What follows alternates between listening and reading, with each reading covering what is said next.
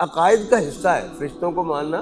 آمنت باللہ و ملائکتہ و کتبہ و رسلہ، یہ کیا ہے؟ ہمارے عقائد کا حصہ ہے نا، چھوٹی چیز نہیں ہے یہ. سورۃ بقرہ کے آخر کے اندر جو آیا ہے آمن الرسول بما انزل الیہ من ربہ والمؤمنون کل آمن باللہ و ملائکتہ و کتبہ و رسلہ. تو ملائکہ پر ایمان، فرشتوں کا پر ایمان، یہ ہمارے بنیادی عقائد کا حصہ ہے. ان کو ایسے ہی کسی آتھر کی کتاب پڑھ کے یا کسی ویلاگر کی بات سن کر ان عقائد سے انسان کو جان نہیں چھڑا لینی چاہیے.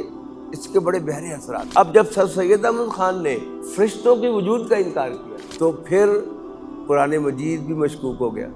یہ کہ سارا قرآن مجید کیا کہہ رہا ہے کہ جبرائیل لے کے آئے تھے، تو ان کا شعر ہے کہ مجھے وہ قرآن نہیں چاہیے جو جبرائیل لے کے آیا، کیونکہ جبرائیل کو تو وہ مانتے نہیں. مجھے تو وہ قرآن چاہیے جو میرے معشوق کا کے دل میں سے نکلا ہے.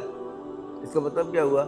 پھر قرآن مجید کے وحی ہونے کا بھی انکار ہو گیا. تو ہمارے جو بزرگوں نے عقائد ہمارے سیٹ کیے ہیں، ان کو ترتیب دیا ہے، وہ پاگل لوگ نہیں تھے. تو پہلی بات تو یہ کہ عقائد کے بارے میں انسان کو بڑا پکا ہونا چاہیے. اور دوسری بات یہ کہ صرف ایک بات جو ہے وہ اللہ تعالیٰ کے وجود کو مان لے، فرشتے کے وجود کو مان لے، وہ جو عقائد ہیں ان کو اپنے سامنے رکھے، تو پھر یہ سارے مسائل پہ پیدا نہیں ہوتے.